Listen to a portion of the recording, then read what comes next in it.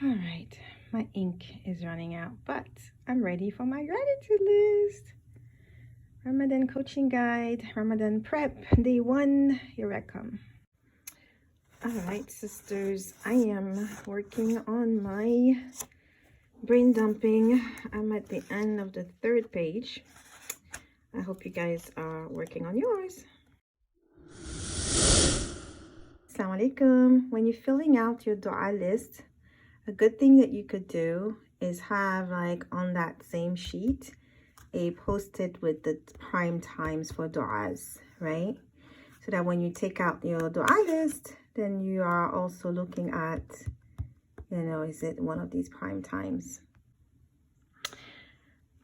So day 3 was about building your ideal Ramadan. Ramadan, I had to do my Ramadan class schedule, so that is done. And I did write down about my ideal Ramadan, especially like an ideal day in the month of Ramadan. So that's really helpful because I'm gonna pull from that. As we tackle the obstacles, we also have to be careful with the devil's plots, especially before and right after Ramadan. So that was something that I also wanted to bring my sisters' awareness to this week. One way to tackle an obstacle could be having a buddy, like a waking buddy, to wake you up early so that you get used to waking up early ahead of time before Ramadan. And so this is definitely something that, sisters did, and I was very, very touched by it. May Allah truly bless them. Also, talking about obstacles, if managing your time is something that you've been really struggling with, I am offering one-on-one coaching on that, and it is at a lowest price right now until after Ramadan. So take advantage of it while the promotion lasts. Day 5 in the membership club, day 5 Ramadan Prep Challenge. Jazakillahu khaira, Sister Hadi. I'm glad you find it very helpful. Allah accept from us. This was my brain dump, and I tackled all of it. I'll explain to you how I did it.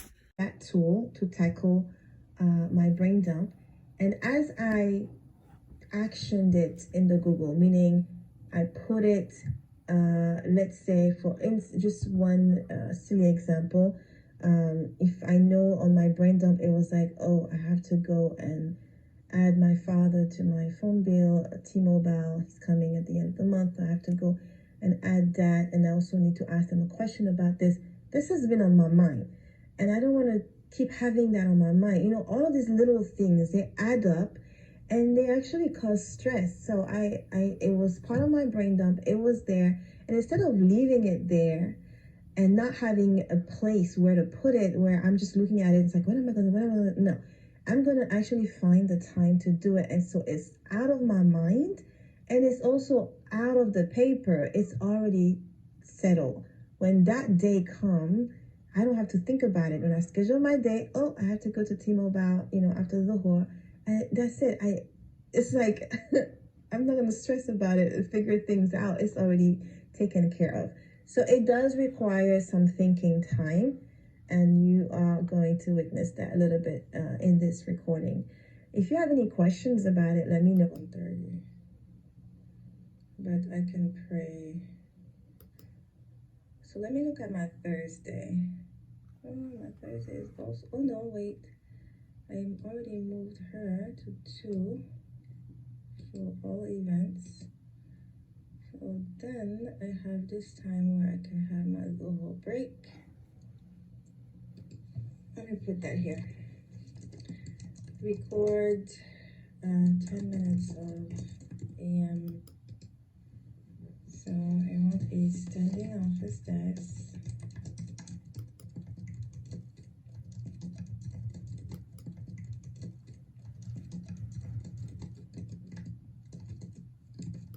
So that's why I've been using Google Calendar. I have been using my reminders. Like right now, my next point here is to ask my cousin if she can get my mail. And for that, I'm not going to even schedule it. It's not going to take me a minute to leave her a message. So I'm going to just do it. So if you have something that is, and that's going to cut the recording. So that's why I'm wrapping it up here. If you have things that will take less than 2-3 minutes, just get them done. But if it's more than that, just schedule them in, inshallah. All right, dear sisters, today's day 6 and we are working on Ramadan goals. And so what you want to do is have 3 goals per week if you have 4 weeks in the month of Ramadan, right? And I have a tip for you. And so the tip is, try to figure out now, if you can, when you will have your menses during Ramadan, and schedule your most energy intensive goals, task.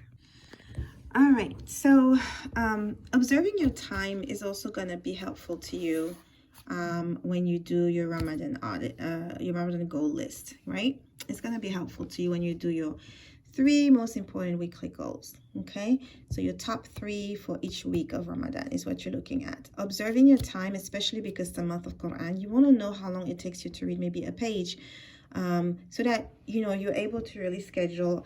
I find that's very much more helpful to me to find out how long it takes me than to tell myself I'm gonna read so many pages every day, whatever. So for me, it's more like finding out the time and scheduling that time in. I think that has been very, very helpful to me. So that's what I share with you. So auditing your time is gonna be really be helpful for you to complete this Ramadan goal list. So for me, like I said, I time myself, and I know that it takes me about 15 minutes to read between 6 to 7 pages of Quran. And so this is really important, because then I know, oh, I have 15 minutes. I can really read 6 to 7 pages, and I can do that. And so now I can schedule, when am I going to have 15 minutes here, 15 minutes here, you know, that kind of thing. And so that has been that's really, really helpful. So now the other thing I want to work on is a HIF schedule. And so that's my next, because I want to do HIFs also in the month of Ramadan, and I need to follow a particular schedule to be able, like, really what you're trying to do is you're trying to stop your brain for overthinking and basically preventing you from acting. You're trying to have it so clear and so precise that you don't even have to think about it. It's right there in front of you. May Allah give us tawfiq. So this was day 6, and it was really nice to do that one. We were very clear. And so day 7 was about enacting Ramadan day. So Ramadan prep challenge day 7. So it was all about, basically today was all about enacting your ideal Ramadan day with the routine and, you know, like all the schedule. You're trying to set a goal, right? So it's like all your schedule, like how you're gonna, from the time you wake up to the time you go to bed. And it was completely off for me today. I had it all scheduled, yeah, last night, but it was completely off. I didn't get up when I wanted to get up. I was not praying. I mean, a whole bunch of things came in and disrupted it. But the good thing is, this is what this day is about. It's about test and like trial and error.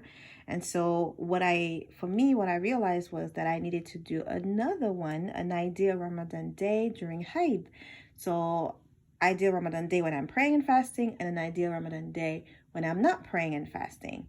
That's my tip for you, as well, as I discovered that and as I learned that.